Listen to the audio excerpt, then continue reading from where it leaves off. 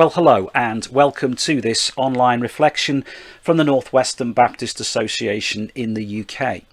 And in our reflections at the moment, we're exploring how we show ourselves to be Christians to a watching world. Because I guess that in the world before COVID, people kind of knew you were a Christian because you went to your local church or you got involved in its activities, or perhaps your faith inspired you to get involved in things more widely in the community, and that gave you the chance to display something of your Christian identity. But of course, we can't do those things at the moment. And we've particularly used as our focus of quite a few of these reflections those words of Jesus spoken to his disciples in the upper room on the night before he died, when he said, look, this is how the world will know that you are my disciples, if you have love one for another. Well, in this reflection, I want to invite you to pick up on another of those statements that encourage us to demonstrate our faith through our attitude. And it comes from the New Testament book of Philippians, written by the Apostle Paul, where he simply says this: "Let your gentleness be evident to all." Now, you might want to argue that there's a lot more to the Christian faith than just that. And to a large degree, that is true. But if we turn this statement around, then what we can't escape is the inference that our faith is not likely to look particularly credible if we're not displaying the character of gentleness. And in that simple sentence, there is also a very clear challenge to us to act consistently. Let your gentleness be evident to all, he says. Don't be one thing in one place and then something completely different somewhere else. And I think there is something significant in that for our society at the moment, because I've been quite shocked by some of the stories that I've heard about supermarket workers in particular, but other key workers too, who have been abused for just trying to do their job and to keep people safe in the current climate. So it does seem to me that our society could do with a good injection of gentleness at the moment, as well as a vaccine. And as God's people, those who are called to be like a light on a stand or a city on a hill, we are called to be an example to our society. Now, I recognise that just about everyone is operating on increased stress levels at the moment, and our fuses may be shorter and we might all be a little bit less tolerant and patient than we might be. But perhaps that serves to impress on us even more the importance of this simple biblical assertion. Maybe we all need that reminder to be deliberately more gentle with one another. And, says Paul, to those of us that Jesus has already said in the Gospels will stand out and be noticed, let one of the things that you are noticed for be that kind of attitude. Now, these words come from Philippians chapter 4, and we're going to read them shortly. But before we do, perhaps it's worth standing back from the text for a moment and just seeing its broader perspective, so to speak. If you're familiar with the book of Philippians, you may know that it was written when Paul was going through a particular tough and difficult time himself. He was under what we think was house arrest and potentially facing a death sentence as part of the persecution against Christians that was rife at the time. And he's reminding the Philippian Christians, as they begin to recognise that they may have to learn to live without him, of their own vocation and calling. And he makes an early appeal to them that their attitude is one that reflects the attitude of Jesus.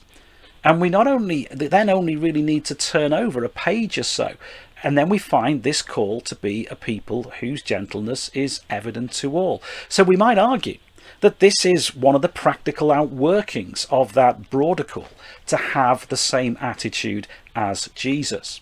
But let's read the whole paragraph in which this appears, which, as I said, is from Philippians chapter 4, and I'm going to read verses 4 to 7. Rejoice in the Lord always. I will say it again, rejoice. Let your gentleness be evident to all. The Lord is near. Do not be anxious about anything, but in every situation, by prayer and petition, with thanksgiving, present your requests to God. And the peace of God, which transcends all understanding, will guard your hearts and your minds in Christ Jesus. Now, I have to be honest here and say that Paul packs so many profound ideas into these few short sentences that we could probably talk about them for a couple of hours. But I want to bring us back to this statement, let your gentleness be evident to all. Because the common strand in all of our reflections at the moment, as I said, is how to remain a people whose faith is obvious to the world around us. And of course, that's easy to say. Well, there you go. Make your faith obvious by doing that, by being gentle. But as I said earlier, we're all human, and we don't always find it easy to live up to our calling as God's people. And we are living in very anxious and challenging times at the moment. And as I reflect on my own behaviour and attitude and disposition, so to speak, I know how much more difficult I find it to be gentle and patient when I'm under pressure and stress from other things. And I think that Paul acknowledges that reality, because he doesn't just make this statement in isolation, but he connects it to a whole load of other issues. And as we recognise that, we also begin to recognise some of the practical resources that we have to draw on as we acknowledge this call to be a people of evident gentleness. So let's maybe just work our way through what Paul has to say in these few verses. Rejoice in the Lord. That's where he starts. And he even says it twice. I say it again, rejoice. Now, the very fact that Paul phrases it that way suggests to me that he is already recognizing the fact that this is both something surprising and it's easier said than done. And as I said, when we remember then that he himself is chained and imprisoned and possibly facing an unjust death sentence, you might well be surprised that he's saying rejoice. But let's pause to notice that he's not saying rejoice in your circumstances. He's saying rejoice in the Lord. Paul is not just coming out with some crass comment to make light of some very tough and difficult realities. He isn't pretending for a moment that the situation in which he finds himself is a cause to rejoice. But he does recognise that he has cause to rejoice in the Lord. And Paul is offering us here the practical consequences of a profound and all-encompassing reality. Things may be tough and things may be stressful, and the future may feel precarious and uncertain, and life itself may be hanging in the balance. But God hasn't changed, and God's faithfulness and God's goodness and God's love and God's promises are no less.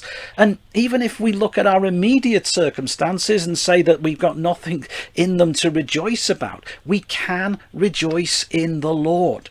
And as we rejoice in God, so we become focused on God. And it's in the light of that that our attitude and our demeanour may well begin to change.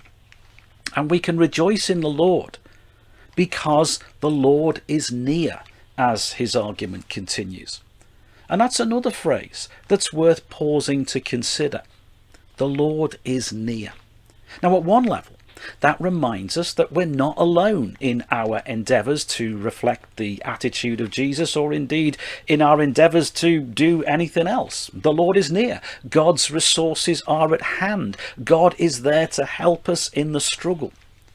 But it's also a reminder that God is watching and seeing what we do. And there is perhaps a gentle challenge in that. Remember, God is watching, says Paul. Let's make sure that we act in ways that we are not ashamed for God to see. And as I said earlier, I sense that I am not alone in recognizing that my capacity to be gracious and gentle and patient is severely hampered when I'm feeling disturbed and anxious. And Paul engages that reality in what he says next. Do not be anxious, which may on its own feel like a little bit unreasonable. But he offers us a practical reason why. Because God is near, and you can not only draw on the resources of God and be motivated by remembering that you are accountable to God, but you can give to God those things that cause you your anxiety. In every situation, says Paul, you can bring your prayers and your petitions with thanksgiving to God. And again, let's recognize that we are called to be consistent. Just as we're being invited to let everyone see our gentleness, so God is consistent in inviting us to bring every situation to him. And I would suggest that Paul even gives us here something of a glimpse into how we should pray. Because it's interesting to notice that he makes a contrast between our petitions and our prayers. Now, a petition is what we ask God for. And while Paul does not in any way preclude us from bringing our requests to God, in fact, he encourages it, I do wonder if sometimes in our modern Christianity we've almost forgotten that there is actually more to prayer than that. Prayer is not just a matter of asking God to listen to our requests, but making ourselves present to God. And the word that Paul uses here that has been translated as prayer carries a very strong sense of worship with it. It's not so much telling God what we expect, but discovering more of who God is, of listening for God's voice before we raise ours. And I guess that there's an echo too here of that earlier invitation to rejoice in the Lord, because he invites us to offer our prayers and our petitions with thanksgiving. So he's given us a picture of what we might say holistic prayer here. Prayer that listens for God, prayer that seeks to understand God's purpose as well as offering our requests to God, and prayer that is laced with thanksgiving. And here's the thing, Paul doesn't then say, so pull yourself together and jolly well make sure that you make a good impression on others. He says, God will grant you what you need. God will grant you peace. And as I said, it's when my mind is still and my heart is at peace that it becomes so much easier to reflect that attitude of Jesus, whether that's through gentleness or patience or anything else. And again, we might notice another of the common threads that come through these few sentences. Your peace does not come from everything landing in the right place for you, or by God solving all the problems that confront you, or by granting the requests that you've petitioned for. Because God's peace transcends those kind of things. God's peace transcends human understanding. And notice that God's peace is discovered not by God responding and giving us the answer that we've asked for, but the fact that we have offered our struggle to God. And we're invited to be content and confident of God's faithfulness. And so our peace comes from knowing that we've handed it over to God, whatever the outcome. And this peace of God, this peace that transcends human circumstances and human understanding, will, according to these verses, guard our hearts and our minds. So much is rightly being said at the moment about the importance of looking after our well-being and our mental health, which frankly is just another way of saying guard your heart and your mind. And the peace of God can do just that. So yeah, we remain those who are called to have a faith that is evident to those around us, but we're reminded through these words of Paul not only one of the ways we can do that by having a gentleness that's evident to all, but how God equips us to be that kind of person, and how it can actually be good for us to seek to be that kind of person. So let me encourage you to simply take some time out and ponder these words from the book of Philippians just a little bit more. Rejoice in the Lord. God is God, no matter what is going on around us. So maybe just spend some time reminding yourself of that, reminding yourself of who God is, and reminding yourself that whatever's going on around you, there is always cause to rejoice because of who God is and because of who we are in God. Let your gentleness be evident. Let God's nature be nurtured within you, and perhaps just take some time to intentionally commit yourself to seek to be a person of gentleness. The Lord is near. Don't think that you've got to do this on your own. Seek God's presence. Take time to discover and to recognize God's presence, and let God equip and inspire you. Give your anxiety to God through prayer and petition and thanksgiving. Don't feel that you've got to hide any of that away. Don't think that you cannot tell God just how it is, because Paul says in every situation, don't be anxious. Give it to God through prayer, petition and thanksgiving.